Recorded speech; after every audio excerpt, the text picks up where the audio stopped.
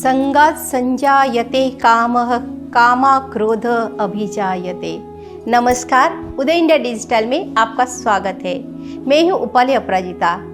आध्यात्म की दुनिया में विषय वासना को जड़ से समाप्त करने का संदेश दिया गया है और इसे धर्म के राह की सबसे बड़ी बाधा माना गया है।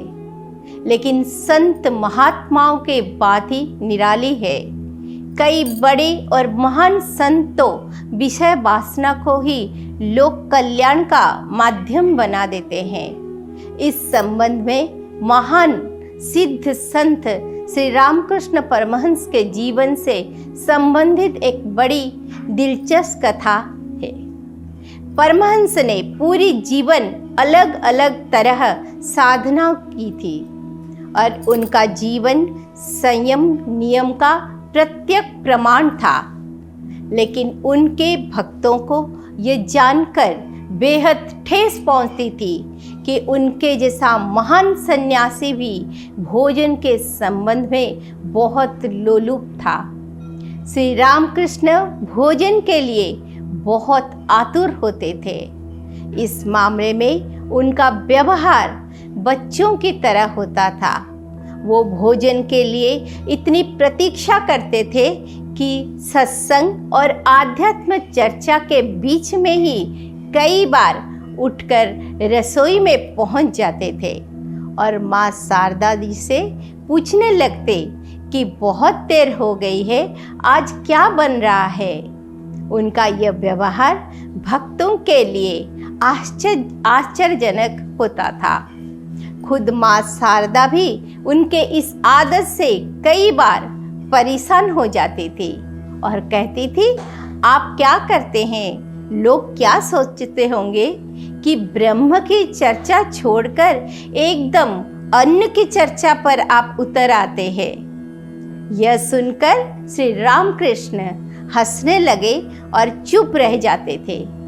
विवेकानंद जैसे उनके कई प्रिय शिष्यों ने भी इस बारे में अपने गुरु को कई बार टोक दिया कि आप ऐसा ना करें, इससे बहुत बदनामी होती है। लोग कहते हैं कि ऐसा व्यक्ति क्या ज्ञान प्राप्त करेगा जिसका अपने रसना यानी जीभ के स्वाद पर ही नियंत्रण नहीं है। एक बार की बात है, जब माँ शारदा ने श्री रामकृष्ण को उनके इस आदत को लेकर कुछ ज्यादा ही बोल दिया, तो परमहंस ने जो जवाब दिया उसे सुनकर आप चौंक जाएंगे। श्री रामकृष्ण ने कहा कि तुझे पता नहीं, जिस दिन मैं भोजन के प्रति अरुचि प्रकट करूंगा तू समझ लेना कि अब मेरे जीवन की यात्रा केवल 3 दिन और शेष रह गई। जिस दिन भोजन के प्रति मेरी उपेक्षा हो तो तुम समझ लेना कि 3 दिन बाद मेरी मौत आ जाएगी। माँ शारदा हतप्रभ हो गई।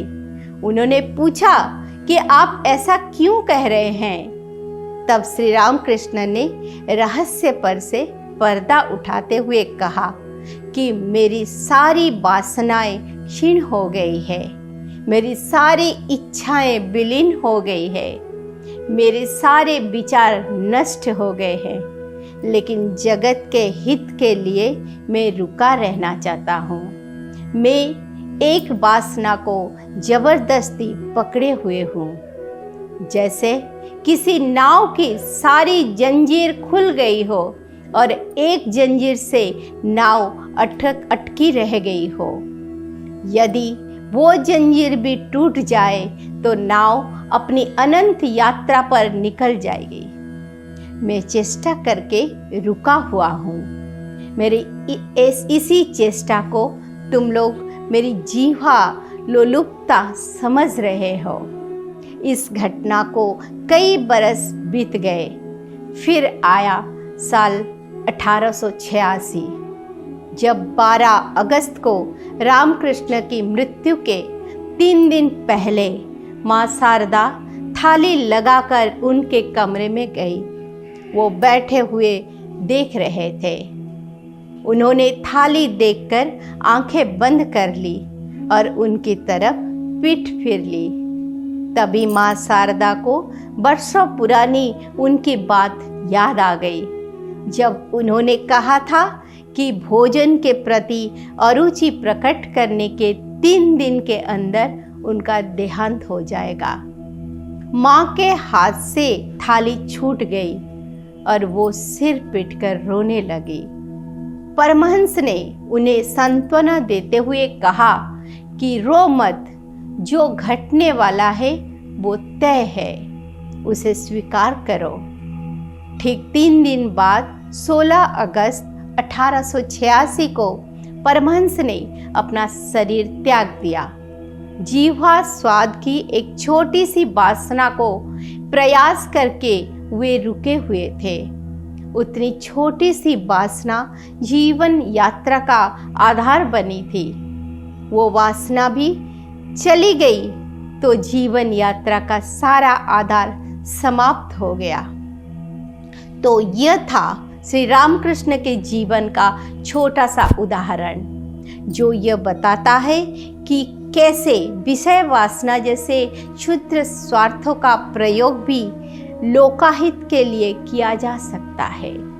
लेकिन हम आपको बता दें कि यह आदरणीय परमहंस जैसे महान संत आत्मा के लिए ही शोभा देता है, जो कि संसार का त्याग कर चुके थे और ईश्वर के मार्ग पर थे।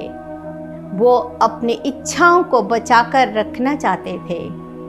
करुणा के हित, मंगल के हित, सर्व मंगल के हित, सर्वलोक के हित के लिए हमारे और आपके जैसे संसारी प्राणियों के लिए विषय वासना को नियंत्रित करना ही उचित है।